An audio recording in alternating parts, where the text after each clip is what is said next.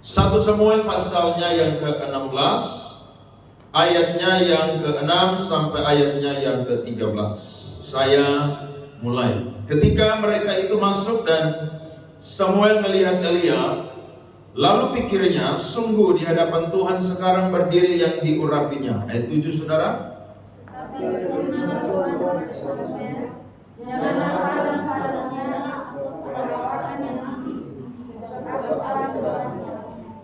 Karena dia manusia yang dilihat Allah, manusia melihat apa yang di depan mata, lalu Tuhan berkata. Amin. Lalu Isai memanggil Abinadab dan menyuruhnya lewat di depan Samuel. Tetapi Samuel berkata, orang ini pun tidak dipilih Tuhan. Kemudian Isai menyuruh Samuel lewat, tetapi Samuel berkata, orang ini pun tidak dipilih Tuhan. Demikianlah Isai menyuruh ketujuh anaknya lewat di depan Samuel. Tetapi Samuel berkata kepada Isai, semuanya ini tidak dipilih Tuhan. Lalu Samuel berkata kepada Isai, ini dia anakmu semuanya. Jawabnya, masih tinggal yang busuk, tetapi sedang mengembalakan kambing domba. Kata Samuel kepada Isai, suruhlah memanggil dia, sebab kita tidak akan duduk makan sebelum dia datang kemari. Wow. Kemudian disuruhnya lah menyebut dia. Ia kemerah-merahan, matanya indah dan parasnya elok. Lalu Tuhan berfirman, bangkitlah urapilah dia, sebab inilah dia. Ayat 13 sama-sama. Samuel mengambil tanduk yang berisinya itu Dan mengurapi Daud di tengah-tengah saudara-saudaranya. Sejak hari itu dan seterusnya, berkuasalah roh Tuhan atas Daud. Lalu berangkatlah Samuel menuju Rama. Beri tepuk tangan untuk pembacaan firman Tuhan ini. Samuel merasa sedih karena apa yang diperbuat oleh Raja Saul, saudara, itu berakibat fatal di dalam kepemimpinan dia. Dia ditolak oleh Allah untuk terus menjadi raja. Karena kalau kita baca di pasal-pasal sebelumnya, ada dua kesalahan daripada Raja Saul.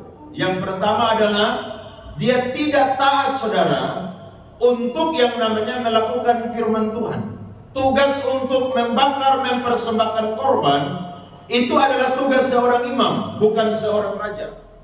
Tetapi karena dia menunggu Samuel, saudara, yang berjanji ketika 7 hari dia akan datang, Samuel itu belum datang-datang, dan akhirnya dia membakar korban. Dan Alkitab berkata dalam 1 Samuel pasal 13 ayat 13 sampai 14, Samuel memarahi dia dan berkata, engkau adalah orang yang bodoh. Bukan cuma sampai di situ, tapi Tuhan menyuruh dia untuk menumpas semua orang Amalek, saudara-saudara. Tetapi dia memilih yang namanya kambing domba yang terbaik untuk dipersembahkan kepada Allah. Sehingga Tuhan berfirman lewat Samuel bahwa yang Tuhan cari itu bukan korban binatang-binatang, tapi yang paling Tuhan cari adalah hati, telinga yang dengar dan taat untuk melakukan firman Tuhan. Saudara perhatikan baik-baik. Kegagalan kita sebagai anak-anak Tuhan kadang-kadang, saudara, itu karena faktor kita itu dengar firman, tetapi kita tidak mau melakukan dengan taat firman Tuhan. Sehingga apa yang menjadi kemuliaan yang Tuhan janjikan kepada kita itu batal di tengah jalan, putus di tengah jalan, karena saya dan saudara melanggar titah-titahnya Tuhan atau perintahnya Tuhan. Nah, akibat ini, saudara, Samuel begitu sedih karena kerajaan Israel yang awalnya adalah teokrasi berubah menjadi monarki.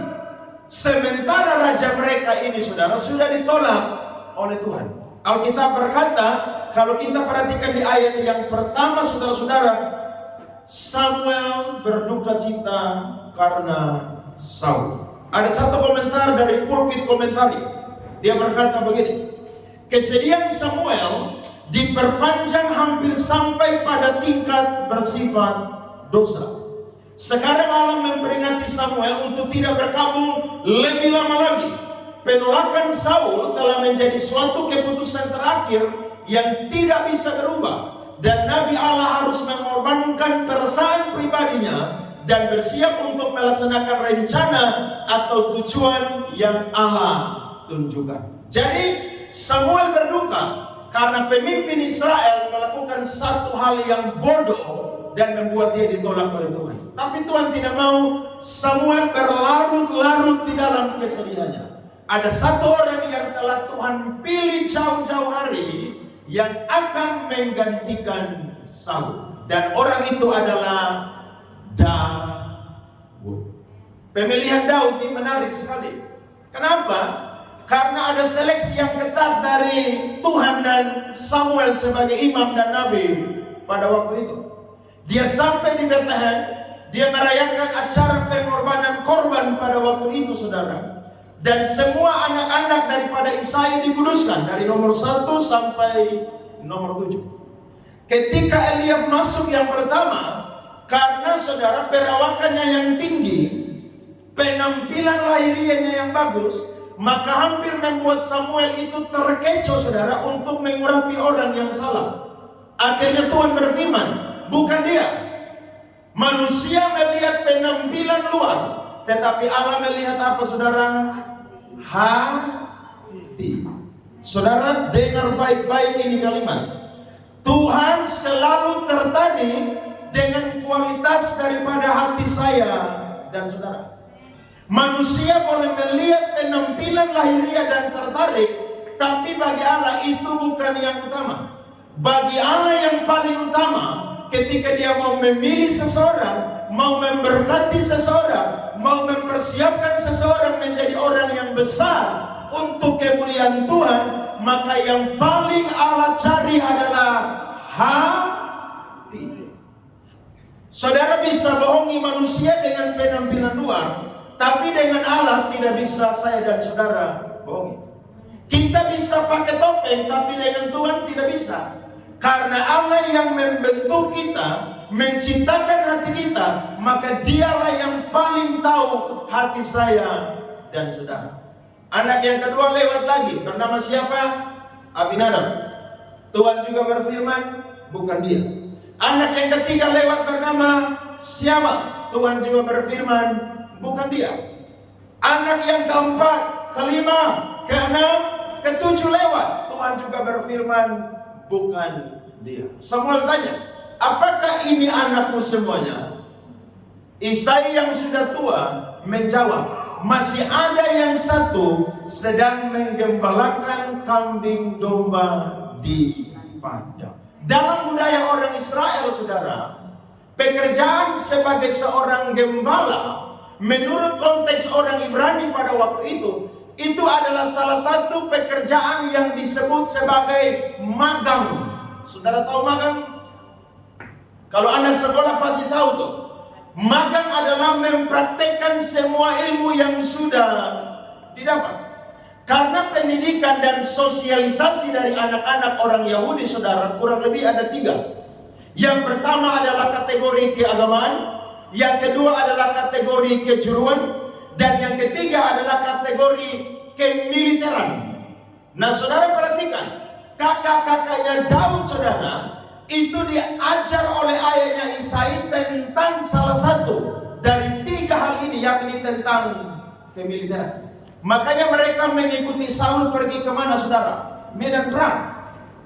Mereka bukan orang sembarangan. Mereka sudah dilatih, saudara, dalam kategori-kategori ini. Bahkan pendidikan orang Yahudi itu berbeda dengan kita.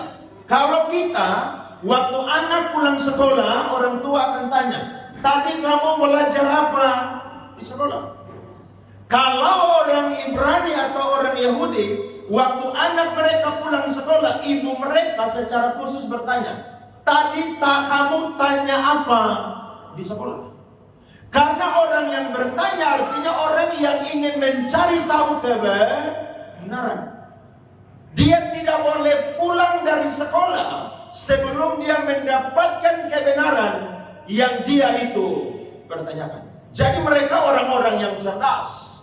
Mereka orang-orang yang pintar. Nah, Raja Daud, saudara, dia adalah orang yang magang sebagai seorang gembala.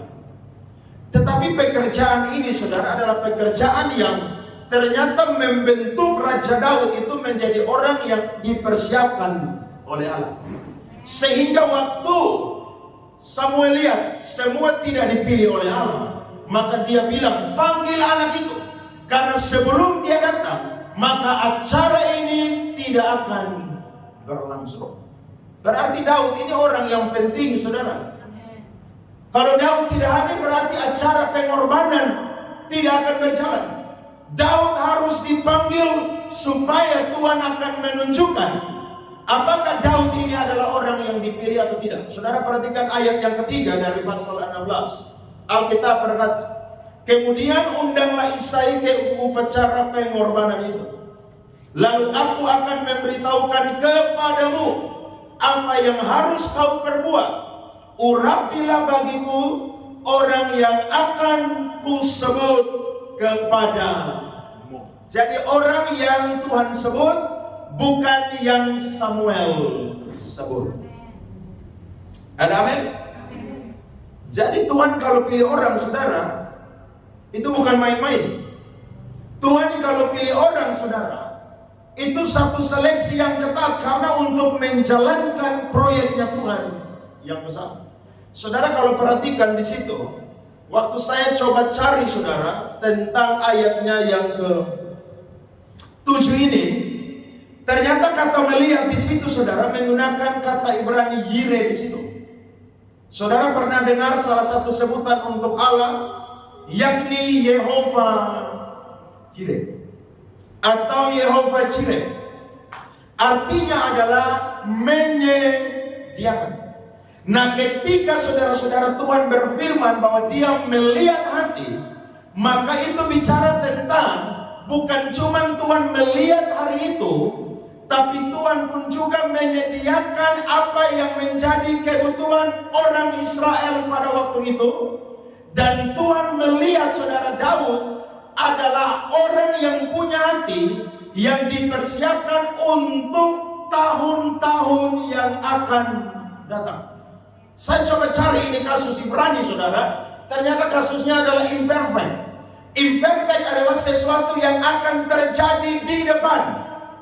Jadi Tuhan kalau pilih seseorang, jauh-jauh hari Tuhan sudah timbang baik-baik, saudara. Orang ini akan jadi apa dan akan berbuat apa untuk Tuhan. Amin. Jadi kalau saudara lihat ada orang hari ini melayani Tuhan, diurapi Tuhan, dipakai Tuhan, mengerjakan proyeknya Allah, dan sampai hari Tuhan dia tidak menyimpang, saudara, itu orang, saudara, Tuhan pilih dan Tuhan tidak pernah salah pilih. Kalau saudara perhatikan, yang Tuhan lihat di situ adalah hati. Nah, kita geser sebentar. 1 Samuel pasal 10 ayat yang ke-9. Sedang ia berpaling untuk pergi meninggalkan Samuel, maka Allah mengubah apa, saudara? Hatinya menjadi lain, dan segala tanda-tanda yang tersebut itu terjadi pada hari itu juga. Jadi Saul ini waktu jadi raja, saudara, prosesnya tuh tidak ada. Sementara Daud ketika jadi raja, saudara, prosesnya panjang 13 tahun. Waktu orang Israel menghendaki raja, Saul diurapi dipilih, maka Tuhan langsung mengubah hati dia. Saudara lihat, Allah itu tertarik dengan yang namanya hati. Karena bagi orang Ibrani, hati itu adalah tempat menyimpan segala sesuatu. Hati adalah tempat di mana menimbang segala sesuatu. Bahkan hati pun juga, saudara-saudara, adalah wadah di mana seseorang akan mencerminkan apa yang dia keluarkan dari kehidupannya. Amsal 4 ayat 23 berkata, jagalah hatimu dengan segala kewaspadaan, karena dari situlah terpancar kehidupan. Nah, Tuhan melihat hatinya Daud, saudara. Ternyata ada penekanan yang lebih di situ, yang berbeda dengan pasal 10 ayat yang ke-9. Saudara tahu, di ayat yang ke-9 dari pasal 10, kata hati di situ menggunakan kata Ibrani lev. Sementara di 1 Samuel pasal 16 ayat yang ke-7 itu menggunakan kata Ibrani levav. Bahkan ada penekanan di depan, yakni la levav. Apa arti daripada levav, saudara, dan la levav ini? Saya coba cari, saudara, di kamus dan menemukan. Lev lebih umum digunakan dan merujuk pada hati secara umum, baik dalam arti fisik maupun non-fisik, pikiran, perasaan, kehendak. Sedangkan levav dalam beberapa konteks bisa menekankan pada aspek lebih dalam dari hati, seperti saudara hati nurani atau pusat emosi dan pemikiran. Nah, saudara perhatikan pasal 16, saudara, ayatnya yang ke-14. Lihat di situ, Alkitab berkata, tetapi roh Tuhan telah mundur daripada Saul, dan sekarang ia diganggu oleh roh jahat yang daripada Tuhan. Saudara perhatikan di situ, ketika seseorang sudah ditinggalkan oleh Allah, maka hatinya yang dulu baik, saudara, itu berubah menjadi jahat. Sehingga di ayat yang tadi kita baca, Tuhan menekankan bahwa hatinya Daud itu harus lebih baik daripada hatinya Raja Saul. Jadi penekanan ini, saudara, Tuhan ulang bagi saya dan saudara supaya kita memperhatikan lebih lagi. Waktu kita ada di gereja, ibadah, saudara, bukan cuma badan kita secara fisik yang hadir, tetapi hati kita pun juga terlibat di dalam ibadah. Pikiran kita juga, saudara, terlibat di dalam yang namanya ibadah. Karena saudara pernah dengar satu perumpamaan yang Yesus sampaikan tentang perumpamaan penabur. Yang menabur adalah Yesus, benih adalah sama, firman Tuhan. Tapi ada 4 jenis hati. Saudara ingat perumpamaan ini? Yang pertama adalah hati yang keras, seperti tanah yang ada di pinggir jalan. Waktu tabur itu benih tidak bisa masuk karena tanah keras.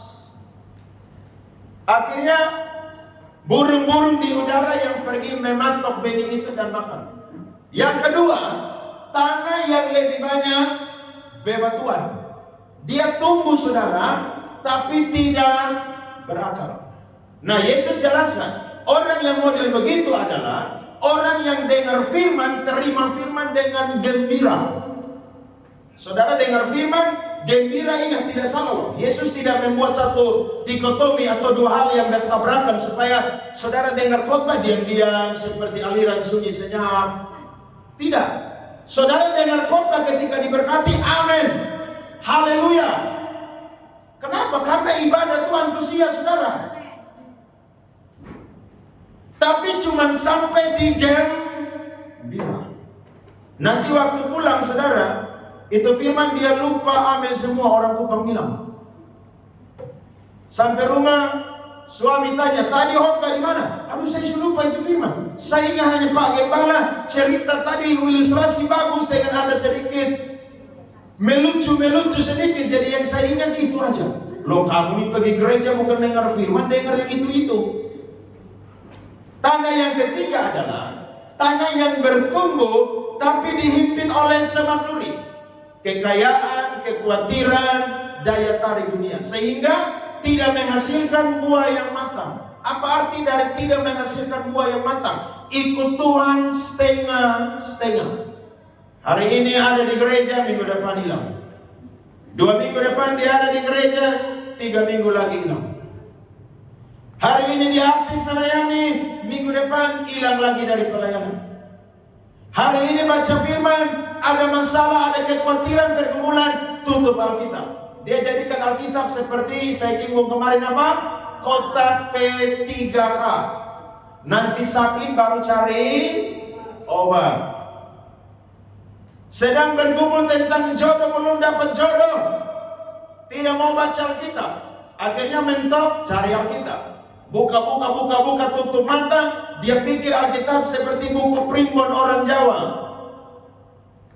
Akhirnya waktu dia buka Alkitab, Tuhan kasih ayat, pergilah dan menikahlah dengan perempuan Sunda. Kenapa? Karena tidak baca ayat.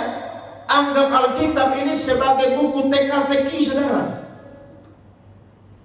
Dihimpit oleh kekhawatiran daya tarik dunia. Tapi tanah yang keempat adalah tanah yang apa, saudara?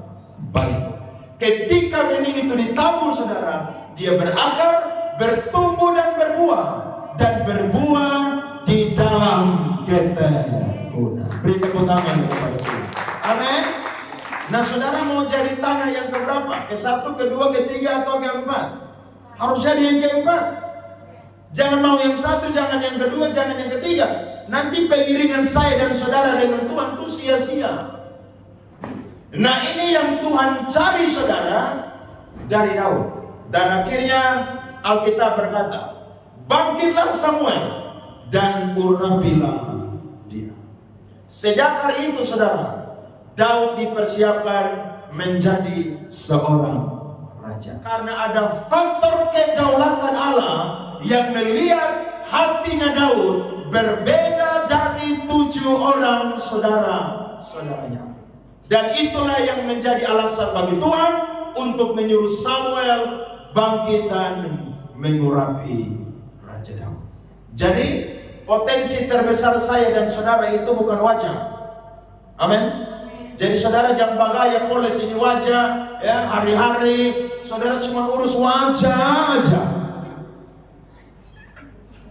Ada orang tuh stres, jerawat baru nomor 1 aja udah tidak bisa tidur. Paulus bilang, jangan mendandani tubuhmu untuk memuaskannya. Loh, kita boleh bercermin setiap hari untuk melihat kita penampilan lahiriah. Tapi bukan itu yang paling utama. Perempuan-perempuan dengar yang belum menikah. Laki-laki tertarik dengan wajah itu cuma engkau pada waktu muda. Kalau sudah tua, semuanya sama. Karena saudara tua kan keriput kan? Atau semua kencang terus wajah. Banyak orang tidak mau tua, menolak tua. Operasi di mana? Korea, Thailand, Filipina. Jadi wajah yang kerut-kerut itu saudara dipotong, ditarik jadi kencang. Saya suka lihat di TikTok dan saya ngeri, saudara. Kenapa? Daging kita tuh, saudara, atau khususnya perempuan-perempuan yang menolak tua, itu dipotong daging mereka dan ditarik mereka punya wajah. Jadi kecantikan itu hanya ada di muda, di tua bukan lagi. Nah, yang paling kita dandani apa, saudara-saudara? Amin. Tidak heran, teologi perjanjian lama, teologi perjanjian baru bicara sama. Paulus menasihati, jangan mendandani tubuhmu, tetapi yang harus ditonjolkan adalah kecantikan batinnya. Itu yang paling ditonjolkan. Amin. Seperti perempuan-perempuan yang beribadah, salah satu contohnya adalah Sarah yang memanggil Abraham adalah tuannya. Jadi yang paling saudara rawat itu apa, saudara? Hati. Percuma wajah Korea tapi hati Afrika. Saudara sudah tahu saya bahasa tuh. Percuma. Iya kan? Karena yang paling penting di hadapan Tuhan, saudara, itu apa? Hati. Coba saudara, anak-anak mantu perempuan nikah, ketemu mertua perempuan, awal-awal senang, tapi lama-lama yang mereka lihat apa? Hati. Kalau hati tidak baik, saudara, itu menjengkelkan. Penampilan boleh cantik secara lahiriah, secara paras, tapi kalau hati tidak bertobat, tidak diubahkan, saudara, ini satu hal yang tidak menjadi daya tarik bagi Tuhan, saudara-saudara. Nah, pagi ini kita akan belajar mengapa Tuhan punya alasan, saudara, memilih Daud. Karena Daud punya hati itu berbeda dengan saudara-saudaranya.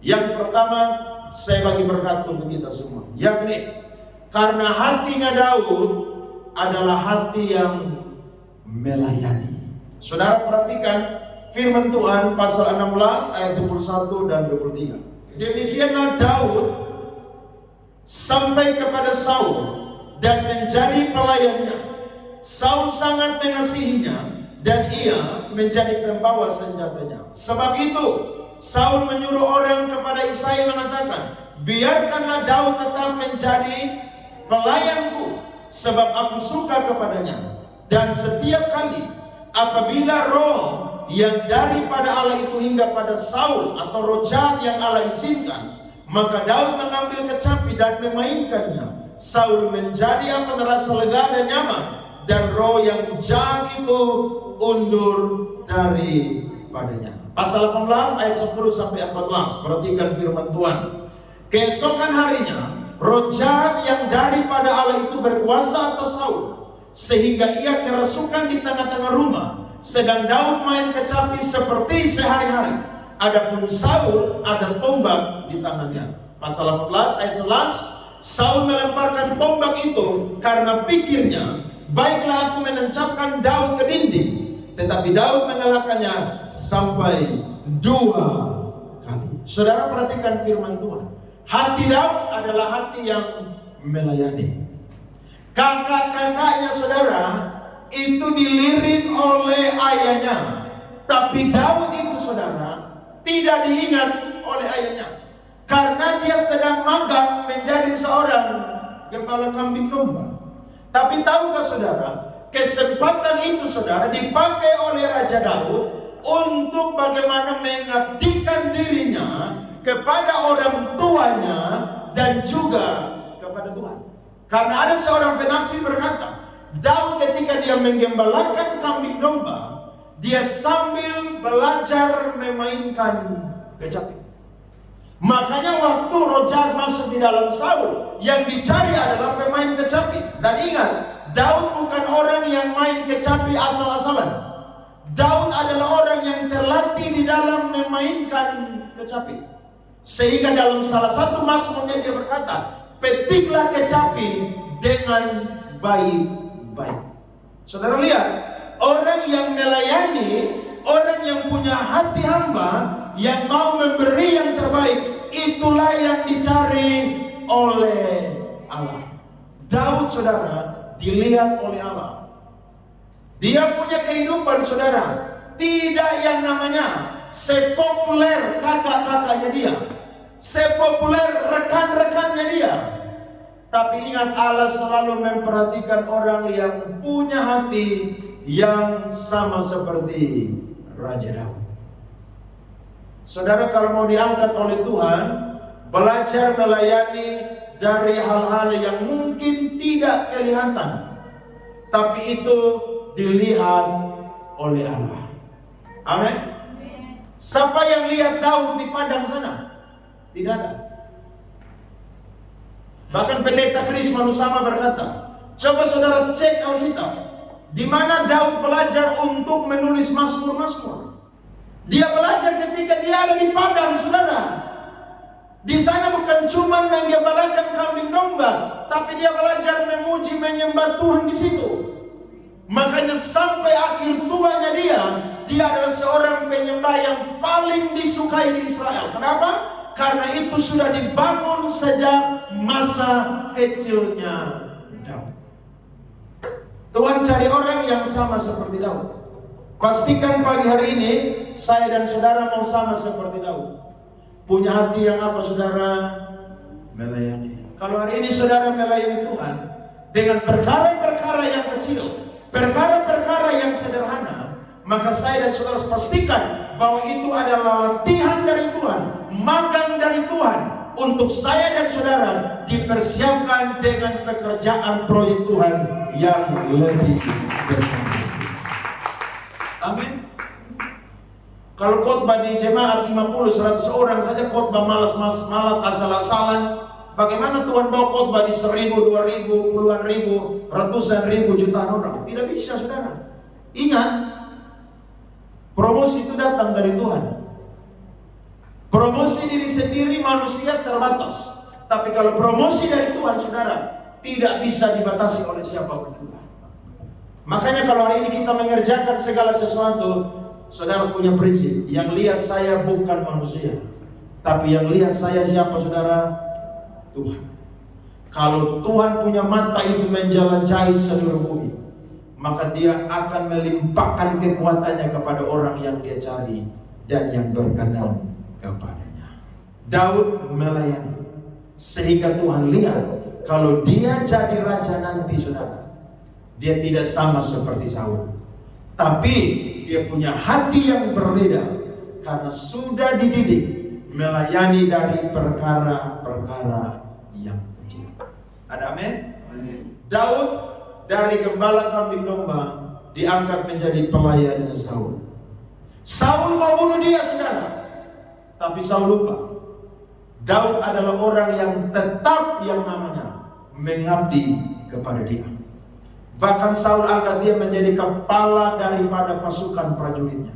Dan Alkitab berkata, kemanapun Daud pergi, Tuhan menyertai Daud dan membuat Daud berhasil dalam pertempuran. Amin. Daud tidak punya senjata, dia cuma punya apa, saudara? Tongkat. Itu yang Tuhan cari dari saya dan saudara. Mungkin kalau kita bandingkan dengan kehidupan saya dan saudara dengan orang lain, kita masih ketinggalan jauh. Tapi ingat, Tuhan proses saya dan saudara itu berbeda. Jangan buru-buru, jangan cepat-cepat. Ikuti prosesnya Tuhan. Percaya, kalau waktunya Tuhan bagi saya dan saudara, kita akan dimunculkan oleh Tuhan juga. Jangan ikut-ikutan seperti orang lain yang mau viral cepat-cepat. Sekarang kan zaman sosmed. Saudara mau viral, bikin yang heboh-heboh aja. Sekarang orang mau viral, saudara harus apa? Negatif, bukan positif. Tapi ikut realnya Tuhan. Saudara dan saya ada di dalam agendanya Tuhan. Kalau Tuhan melihat saya dan saudara punya hati yang melayani, tunggu waktunya saja. Tuhan akan munculkan saya dan saudara dan menjadi orang yang berkenan di hati Tuhan. Kisah Rasul 13 ayat 22 bilang begini. Mari kita baca sama-sama. Setelah Saul disingkirkan, Allah mengangkat Daud menjadi raja. Yang keras tentang Daud, Allah telah menyatakan, aku telah apa? Mendapatkan Daud bin Isai, seorang yang berkenan di hatiku dan yang melakukan apa? Segala kehendakku. Itu yang Tuhan cari. Ada amin? Yang kedua, saudara-saudara, hatinya Daud ini adalah hati yang berani membela nama Tuhan. Kalau saudara baca, Saul itu ketakutan ketika bertempur lawan Filistin. Bahkan salah satu pahlawan Filistin yang dari sejak muda sampai sudah tua berperang, namanya Goliat, saudara. 40 hari saudara mereka ada di lembah, saudara, untuk berhadapan dan belum terjadi pertempuran. Karena setiap hari Goliat keluar dan bilang begini, cari satu orang di antara kalian untuk berperang lawan saya, 1 lawan 1. Bayangkan, 1 lawan 1. Nah, Goliat itu, saudara, dia pakai ketopong dari tembaga. Dia ada baju sirah dari tembaga. Dia pakai tombak, lembing, dan pedang.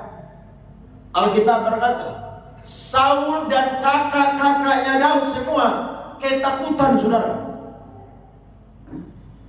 Tapi ayahnya Daud berkata, cepat antar kasih kakak-kakakmu bertigandum, antar buat mereka. Waktu Daud pergi, saudara, Daud tidak sengaja dengar Goliat ini hina barisan orang Israel. Dia tanya orang itu siapa? Masa dia berani hina barisan daripada umat Allah Israel? Mereka berkata, dia adalah Goliat. Sejak masa mudanya dia sudah berperang dan dia adalah pahlawan Filistin yang paling hebat saat itu. Kakak-kakaknya lihat Daud, mereka marah, kamu ngapain di sini? Tidak, saya kan cuma tanya saja. Bahkan dia punya kakak Elia bilang begini, saya tahu keberanianmu dan kejahatan hatimu. Maksudnya apa? Daud adalah seorang gembala yang sudah terbiasa berperang di padang penggembalaan. Alkitab berkata, dia selalu berhadapan dengan singa dan apa, saudara? Beruang. Saudara jangan baca itu biasa-biasa. Kalau saudara coba belajar konteks orang Yahudi pada waktu itu padang penggembalaan, saudara, itu berbahaya sekali. Dan Daud sudah terlatih, saudara, untuk melepaskan kambing domba yang berusaha diterkam oleh singa dan beruang. Saudara mau jadi gembala kambing domba? Tapi saudara diutus di hutan yang banyak singa dan beruang di situ, mau? Saya yakin, saya sendiri juga tidak mau. Bahaya, saudara. Tapi memang itu latihan-latihan yang Tuhan kasih kepada Daud, saudara. Dan itu akan dibuktikan dengan perkara yang hebat waktu Daud nanti berhadapan dengan siapa? Goliat. Coba kita perhatikan 1 Samuel 17 ayat 45 sampai 47. Tetapi Daud berkata kepada orang Filistin itu, engkau mendatangi aku dengan pedang dan tombak dan lembing, tetapi aku mendatangi engkau dengan apa, saudara?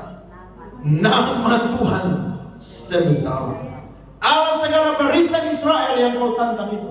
Hari ini juga Tuhan akan menyerahkan engkau ke dalam tanganku, dan aku akan mengalahkan engkau dan memenggal kepalamu dari tubuhmu. Dari hari ini juga aku akan memberikan mayatmu dan mayat tentara orang Filistin kepada burung-burung di udara dan kepada binatang-binatang liar, supaya seluruh bumi tahu bahwa Israel mempunyai apa. Dia hina Israel, nah. Seakan-akan tidak ada Allahnya orang Israel. Allahnya orang Israel adalah Allah yang mati. Tidak. Daud berkata ayat 47, dan supaya segenap jemaah ini tahu bahwa Tuhan menyelamatkan bukan dengan apa, saudara? Pedang, dan bukan dengan lembing. Sebab di tangan Tuhanlah pertempuran, dan Ia pun menyerahkan kamu ke dalam tangan kami. Daud tidak lari. Daud maju dengan api. Dia pilih 5 batu licin dan dia ambil salah satu. Dan ketika dia lepaskan itu, saudara, saya percaya batu itu disertai oleh Tuhan. Sama seperti Daud biasa disertai oleh Tuhan, maka batu yang dia lepaskan pun juga disertai oleh Tuhan. Tepat mendarat di dahi daripada Goliat. Langsung jatuh, saudara. Mati saat itu pun juga. Daud lari, ambil pedang dia, penggal dia punya kepala.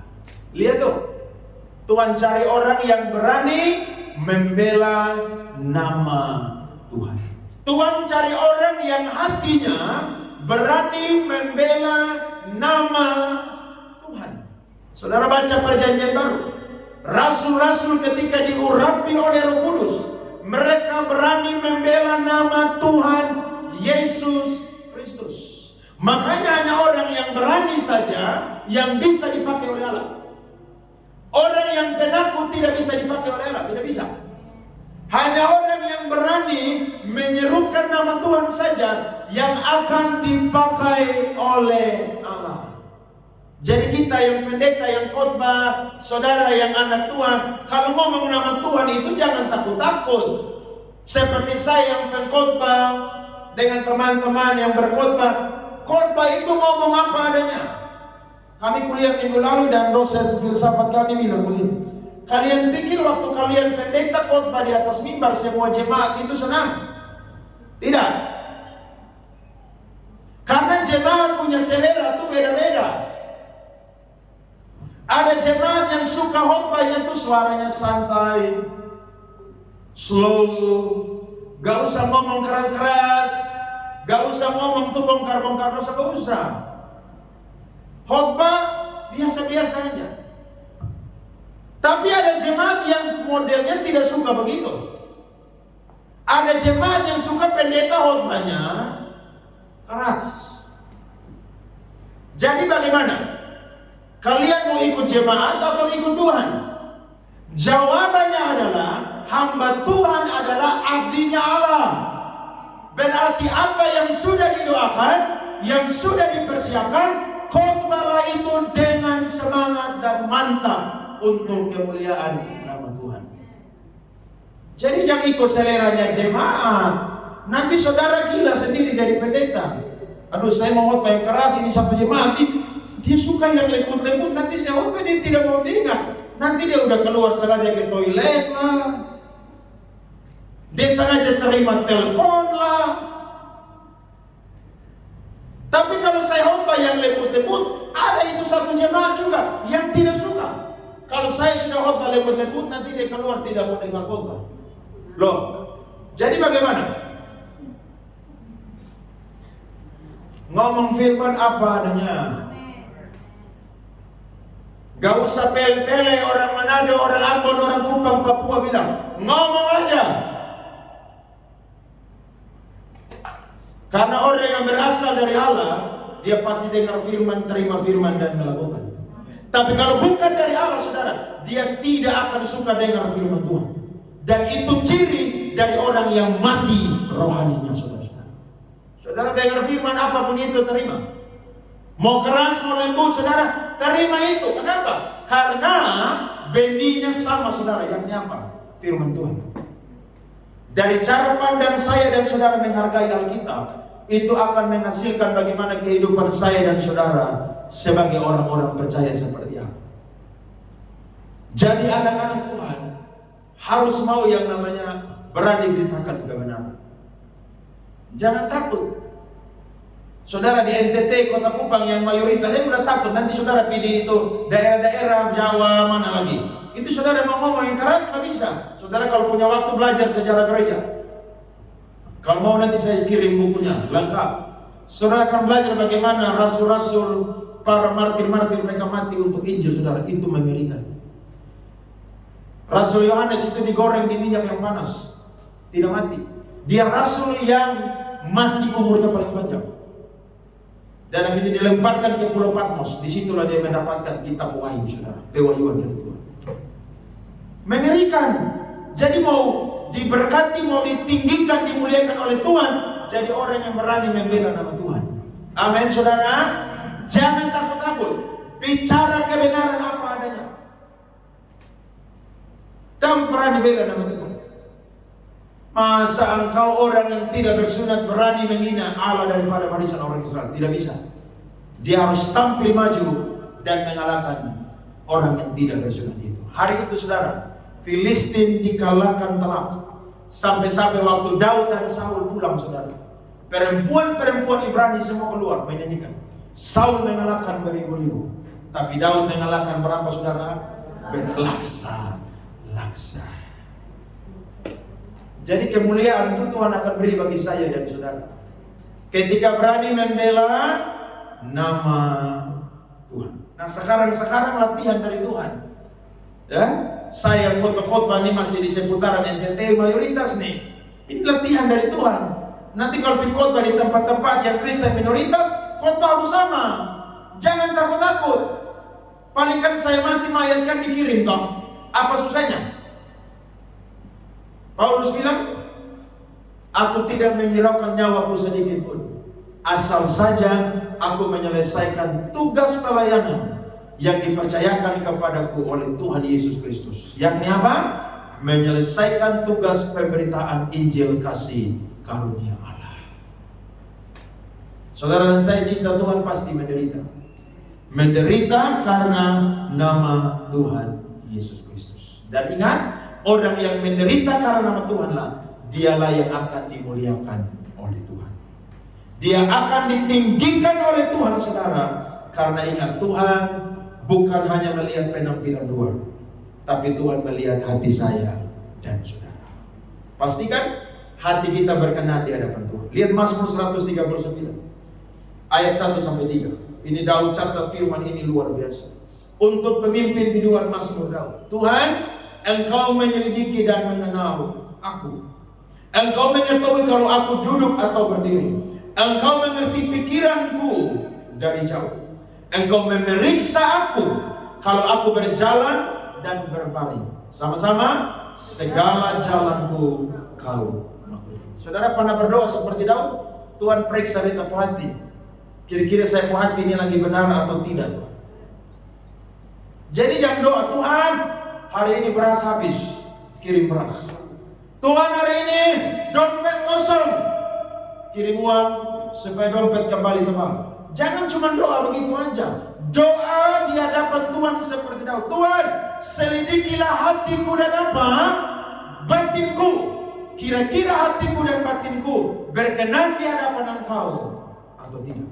Amin, saudara. Bahkan Daud pernah berdoa.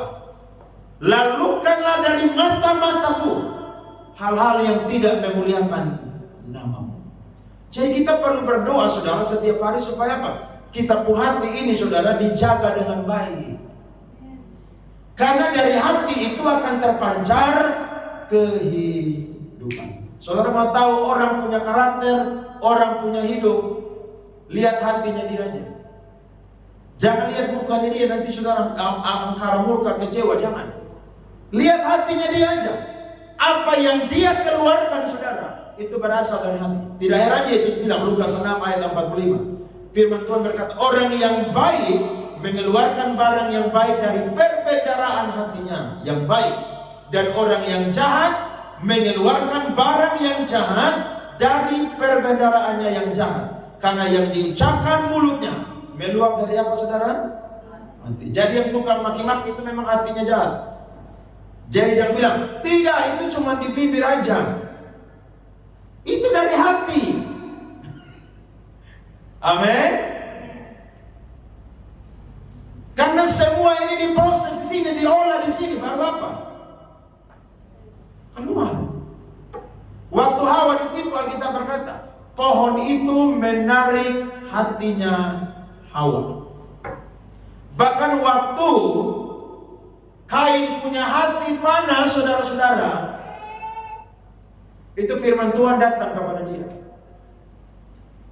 Jadi seseorang bisa melakukan hal-hal yang jahat, saudara. Itu dimulai dari mana? Yusuf punya saudara-saudara jual dia, itu dimulai dari mana? Hati. Makanya jaga hati baik-baik. Amin. Orang putus cinta bunuh diri karena apa? Pikiran sakit, hati sakit. Jadi betapa berbahayanya kalau saya dan saudara tidak punya hati yang suci. Ini tersembunyi saudara, tapi dia bisa mengontrol kehidupan kita saudara. Jadi jaga ini hidup ini baik-baik lewat apa? Hati. Amin. Hati boleh panas, tapi ingat, jangan marah sampai matahari terbenam. Marah boleh, karena marah itu bagian dari emosi manusia. Tetapi jangan marah dendam sampai matahari terbenam. Daud berani membela nama Tuhan. Karena Tuhan lihat, dia seorang pemberani. Nah Tuhan cari orang yang berani untuk membela nama Tuhan hari ini. Amin. Saudara berkata, Tuhan ini saya berani berdiri untuk membela nama-Mu. Saya akan beritakan Injil kepada banyak orang, dan biarlah mereka percaya dan diselamatkan. Itu yang kedua. Dan yang ketiga, kenapa Tuhan melihat hatinya Daud? Karena hatinya Daud adalah hati yang mengasihi. Ketika perempuan-perempuan Ibrani memuji yang namanya Daud, sejak hari itu hatinya Saul menjadi panas. Karena kepada Saul diperhitungkan beribu-ribu, tetapi kepada Daud diperhitungkan berlaksa-laksa. Saya coba baca saudara, ulang lagi saudara. Ternyata kurang lebih ada 8 kali Saul berusaha untuk membunuh Daud. Berapa kali saudara? Dan ingat, itu bukan 1-2 tahun, tetapi 13 tahun. 13 tahun jadi buronannya Saul. Daud pindah dari satu bukit ke bukit yang lain.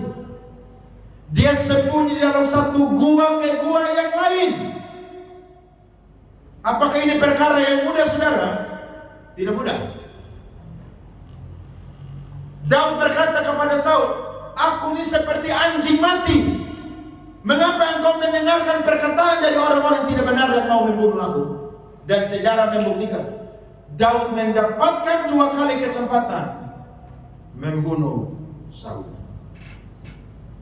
Tapi Daud berkata, kita lompat firman 1 Samuel 26 ayat 8-11. Perhatikan firman ini. 1 Samuel 26 ayat 8-11.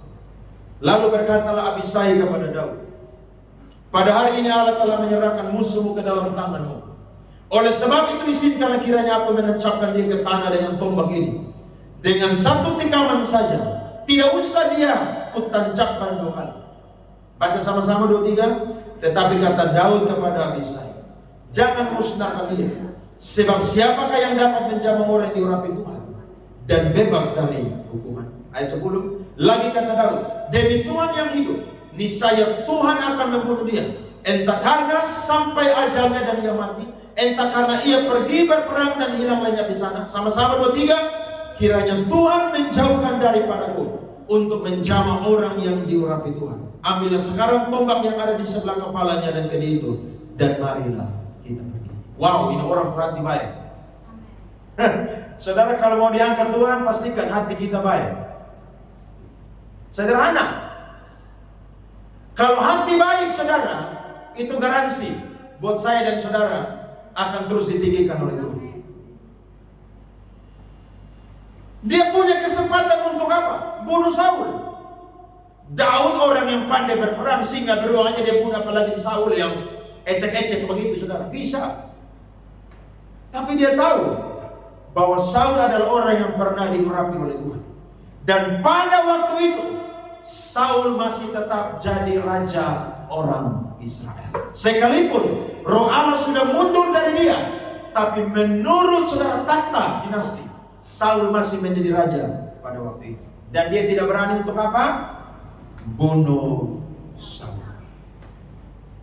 Makanya saudara boleh protes pendeta, ya, hal-hal yang tidak baik boleh ngomong, tapi jangan berlebihan. Khususnya soal dia punya kehidupan pribadi, gak usah campur-campur. Kalau soal ajaran doktrin hantam. Karena itu Yesus bilang, siapa yang ajar sesat, ikat batu di leher, buang dia di mana? Laut. Tapi kalau soal dia punya kehidupan pribadi, saya dan saudara tidak boleh masuk lebih dalam dan lebih jauh. Kenapa? Karena Alkitab mengajarkan, sejahat-jahatnya dia, seburuk-buruknya dia, serusak-rusaknya dia adalah orang yang pernah diurapi oleh Tuhan. Amin, saudara. Ini penting sekali. Singkat cerita, saudara, Daud pergi berperang melawan bangsa Filistin. Dia mati di medan peperangan. Kepalanya, saudara, dipanggang. Kepalanya Saul, saudara, ditempel di tembok orang Filistin yang bernama tembok Betsean. Anaknya Yonatan bersama dengan saudara-saudaranya mati semua. Ketika kabar itu dikirim kepada Daud, saudara, Daud tidak bilang, puji Tuhan, haleluya, terima kasih Tuhan karena musuhku telah mati. Tapi Daud tulis satu mazmur, saudara, yang indah sekali. Kita baca sama-sama ya firman ini. 2 Samuel 1 ayat 23 dan 26.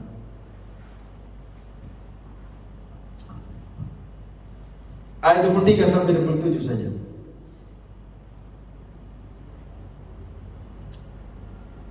Saya baca ya.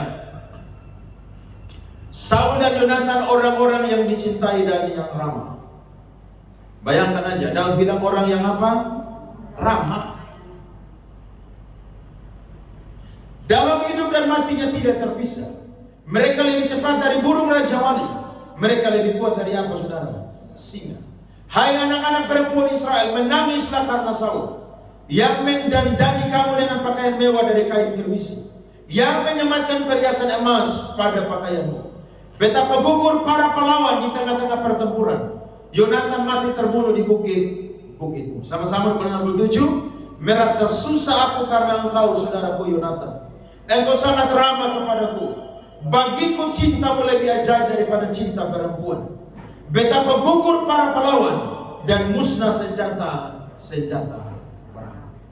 Kalau saudara baca ini dengan lebih dalam sastra puisi saudara bisa mencucurkan air mata.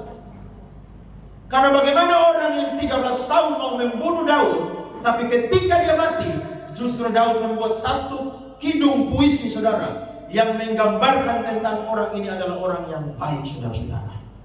Wah, ini sesuatu yang hebat, saudara. Yang hebat menurut saya.